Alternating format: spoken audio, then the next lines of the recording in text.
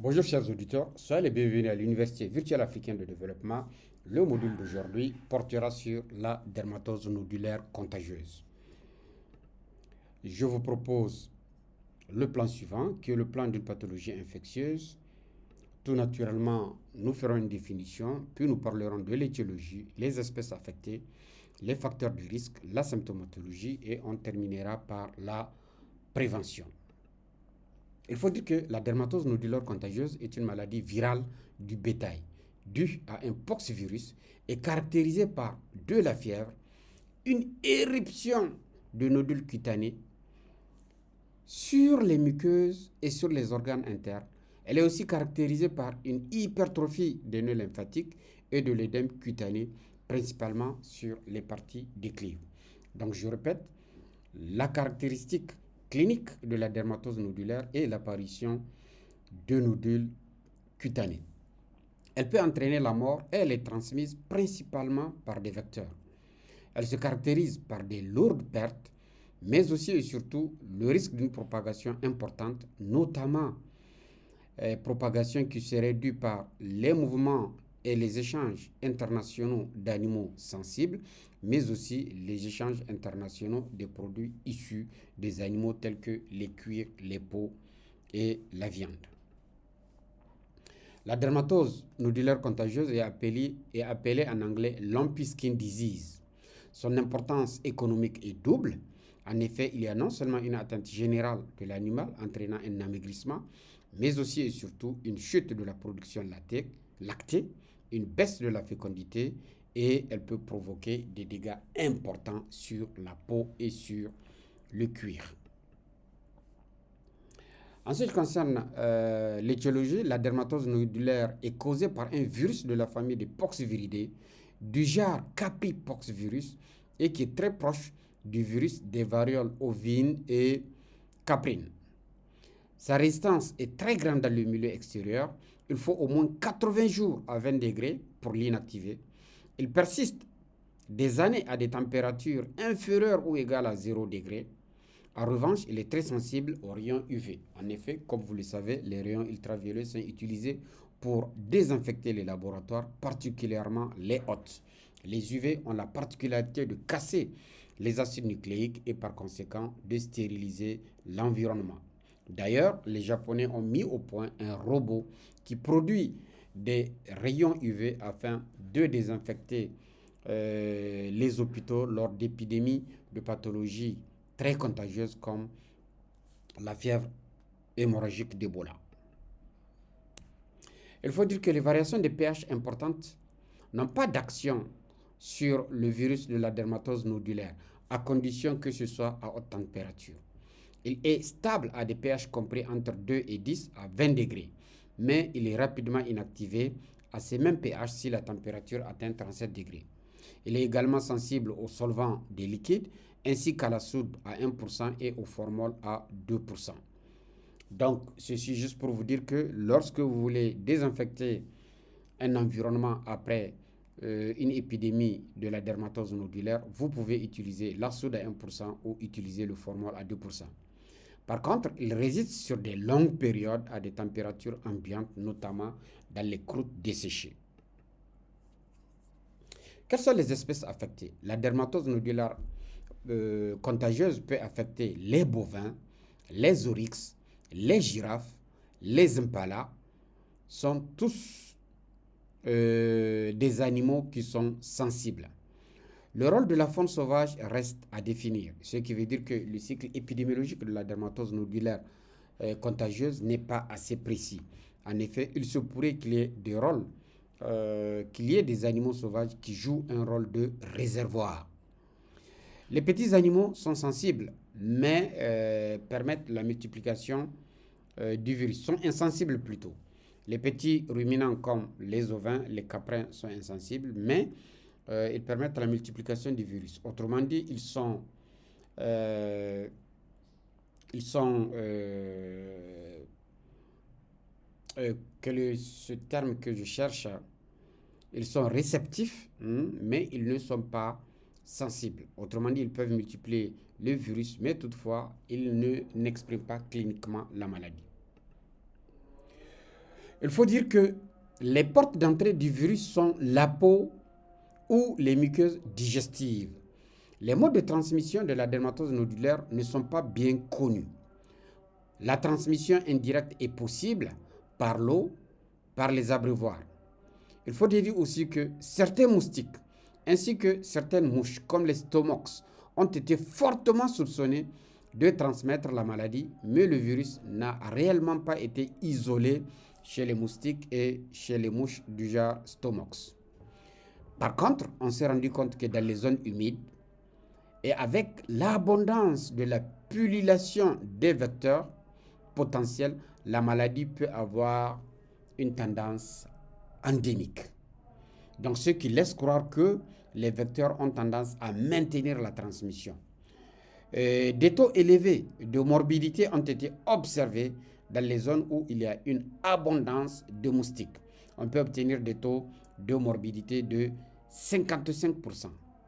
Par contre, des taux d'attaque inférieurs à 15% ont été observés dans des environnements arides où il n'y avait pas de vecteurs, ou bien quand bien même il y en aurait peu. Donc ceci pour dire qu'il est possible que les moustiques comme les culex, les aedes, mais aussi les mouches, plus précisément les diptères du genre Stomox et Bionémia, jouent un rôle essentiel dans la transmission de la dermatose nodulaire. En effet, les insectes tabanidés, les glossines et les chylicoïdes peuvent avoir la capacité de transmettre la dermatose nodulaire lorsqu'ils s'alimentent voracement sur les bovins domestiques. Et cette transmission par les insectes se ferait par action mécanique. Autrement dit, ce ne sont pas des vecteurs biologiques. Car comme vous le savez, les vecteurs biologiques multiplient le germe en leur sein, alors que les vecteurs mécaniques jouent seulement un rôle de transport ou un rôle de transmission. Il faut dire aussi que les mouvements d'animaux à partir des troupeaux infectés, généralement des mois après la guérison, est à l'origine de l'introduction de la maladie. Donc ceci veut dire que si dans un cheptel il y a eu la maladie, après il y aurait des porteurs chroniques et l'introduction de la maladie dans des nouveaux cheptels se fait le plus souvent via des porteurs chroniques. Et comme vous le savez, les porteurs chroniques, ce sont les sujets qui ont fait la maladie, qui sont guéris, mais qui continuent à excréter le virus. Les principales sources du virus sont 1. Le jetage, les larmes, la salive, la sémence et même le lait. Il faut dire aussi que les nodules peuvent conserver le virus pendant 4 à 6 mois. Dans la peau, dans les lésions cutanées, dans les croûtes, le virus peut vivre pendant 40 jours. Et dans les formes aiguës de la maladie, les sécrétions nasales, les sécrétions lacrymales, les sécrétions laryngiennes peuvent libérer le virus jusqu'à 10 à 12 jours. Et la durée de la virémie est de 1 à 12 jours. La virémie, c'est la période pendant laquelle qui s'étend de la contagion, de la contamination jusqu'à la disparition du virus chez l'animal.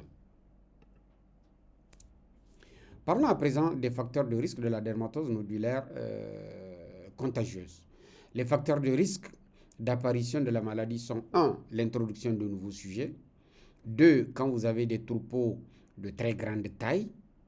3. L'utilisation d'une prairie commune entre les sujets sains et un sujet où la maladie est apparue.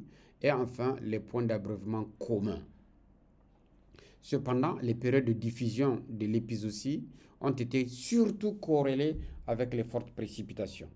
En effet, c'est surtout les pluies abondantes qui semblent être en lien direct avec les flambées de cette pathologie, ce qui laisse croire le rôle important des vecteurs dans la transmission de la maladie.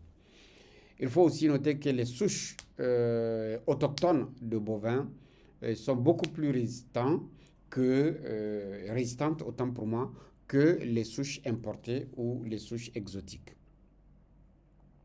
Parlons à présent de la symptomatologie de la dermatose nodulaire. La période d'incubation varie de 2 à 5 semaines avec en moyenne 15 jours Après cela, on observe une hyperthermie qui persiste pendant 1 à 2 semaines, puis une lymphangite très marquée, une chute de la production, une apparition de multiples nodules cutanés qui ont un diamètre d'environ 1 à 5 cm, puis des œdèmes déclives. L'issue à ce moment peut être fatale parce que c'est la période pendant laquelle le virus est en train de se multiplier. Donc c'est la période virémique. Après cela, on va observer une phase d'éruption cutanée. C'est ainsi que les premiers signes cutanés sont l'apparition d'un hérissement de poils, suivi par l'apparition de nodules durs, arrondis, indolores, de 0,5 à 6 cm de diamètre et qui sont mobilisables par rapport au plan sous-cutané sous-jacent. Eh bien, ces nodules siègent préférentiellement à la tête, sur le cou, sur les membres et sur les parties glabres comme la mamelle. Après cela, il y a une phase qu'on appelle la phase de nécrose qui va faire suite à cette phase d'éruption. C'est ainsi que les nodules ne s'endurent pas, ils se nécrosent et un sillon disjoncteur se forme à la lésion. Donc ça veut dire que le nodule va s'arracher de la peau de l'animal et il va laisser à la place un point.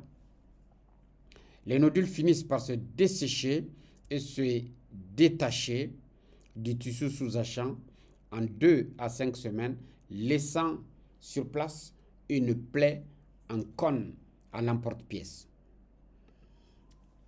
Comme on dit, mieux vaut voir une seule fois que d'entendre plusieurs fois. Là, nous avons des lésions de la dermatose nodulaire. Vous voyez bien ces nodules, bien saillants sur la peau, mais aussi qui sont très nombreux. Et cela rappelle un peu la clavelée, ou plus précisément la variole caprine, sauf que les diamètres des nodules ne sont pas les mêmes. Dans le cas de la clavelée ou de la variole caprine, les nodules sont beaucoup plus petits.